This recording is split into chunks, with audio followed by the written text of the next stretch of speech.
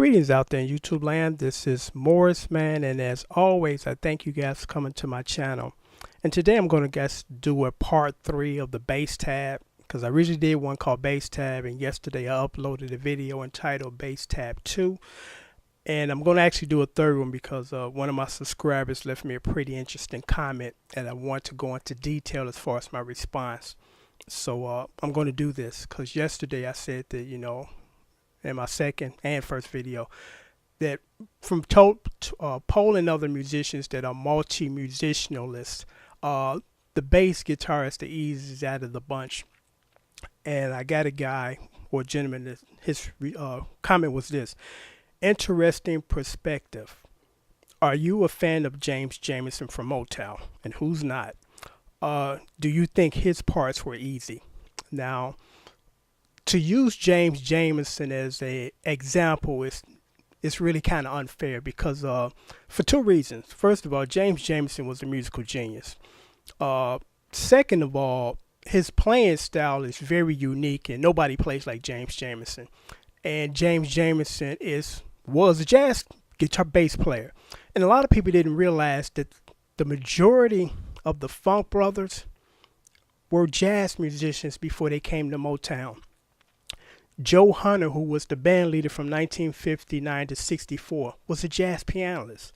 Earl Van Dyke, who became the band leader when Joe Hunter retired or left in 64, because Earl Van Dyke was the band leader from 64 to 72, jazz pianist.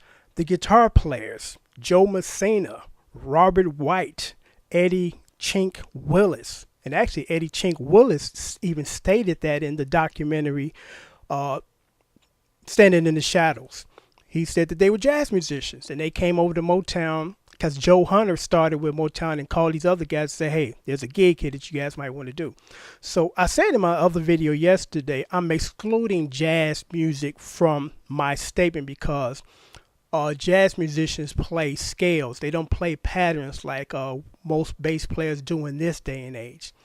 The bass playing style of James Jameson went away back in the 70s. Nobody played like him before. Nobody played like him since. And also, the style of music that we play nowadays does not warrant people walking the basses. And for those who don't know what walking the bass means, is you're playing scales.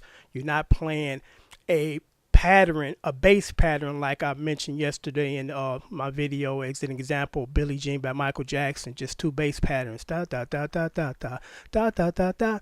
So it's really unfair to use again James Jameson as an example because like I said yesterday, I exclude bass players jazz bass players, because that's a whole different animal from what everybody else does.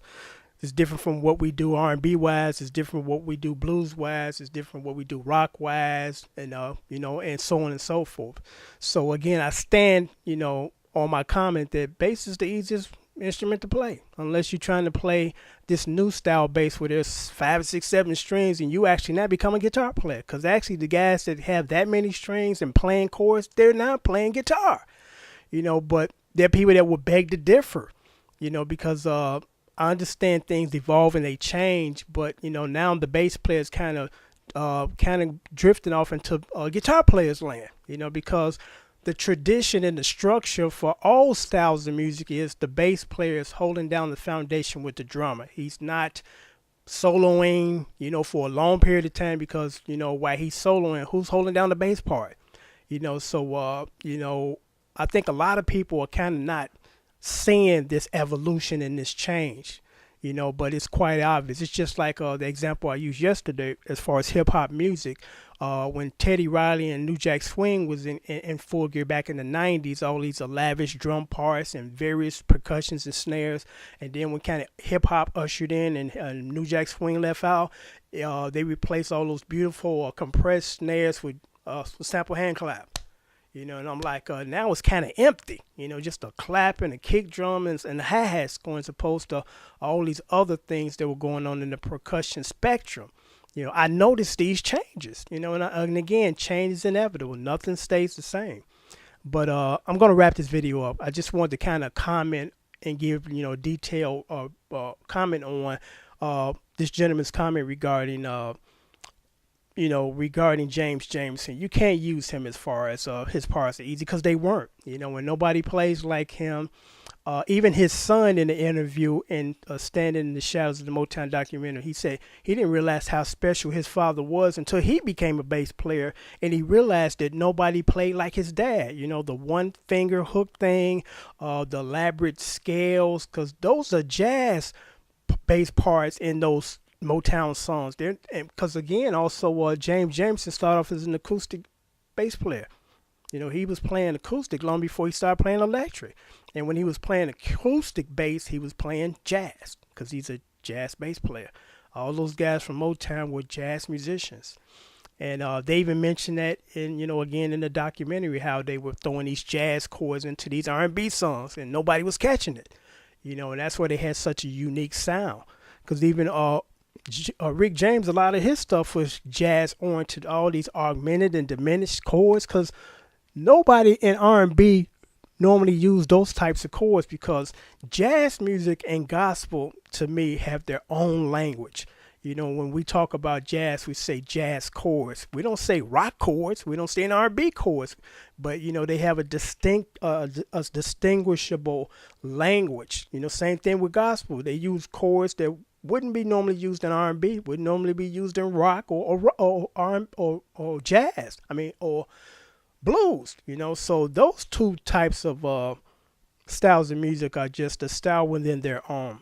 And again, when I make the statement about playing bass and it's easy, for what we normally do in R&B, what we normally do in pop music and blues, but those other two, I separate those because those are difficult to become and play.